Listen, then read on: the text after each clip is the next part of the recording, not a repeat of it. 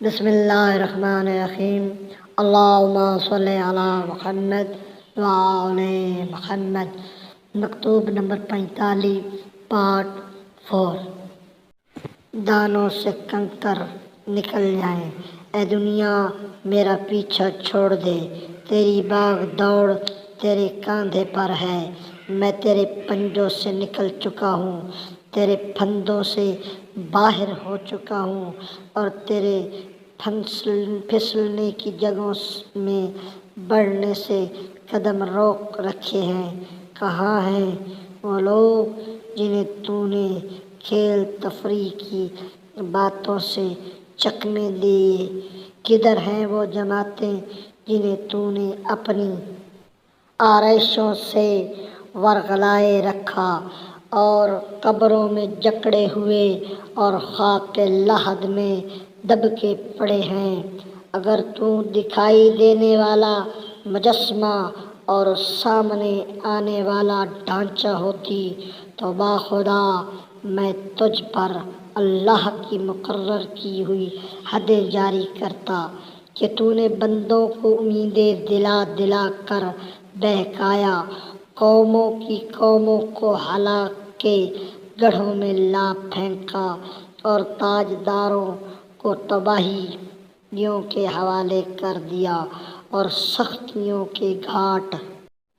پر لا اتارا، جن پر اس کے بعد نہ سراب ہونے کے لیے اتارا جائے گا اور نہ سراب ہو کر پلٹا جائے گا۔ پناہ باخدا جو تیری پھسلن پر قدم رکھے گا وہ ضرور پھسلے گا، جو تیری موجوں پر سوار ہوگا وہ ضرور ڈوبے گا، جو تیرے پھندوں سے بچ کر رہے گا وہ توفیق میں ہمکنار ہوگا۔ تجھ سے دامن چھڑا لینے والا پرواہ نہیں کرتا،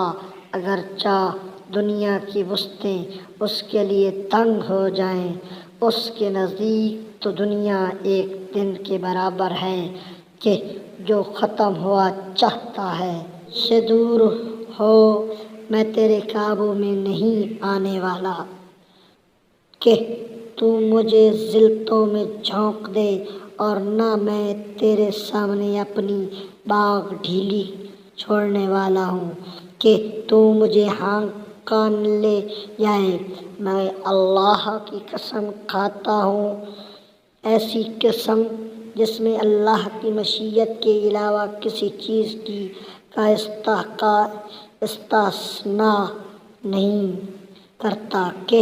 میں اپنے نفس کو ایسا سدھاؤں گا کہ وہ کھانے میں ایک روٹی کے ملنے پر خوش ہو جائے اور اس کے ساتھ صرف نمک پر قناعت کر لے، اور اپنی آنکھوں کا سوتا اس طرف خالی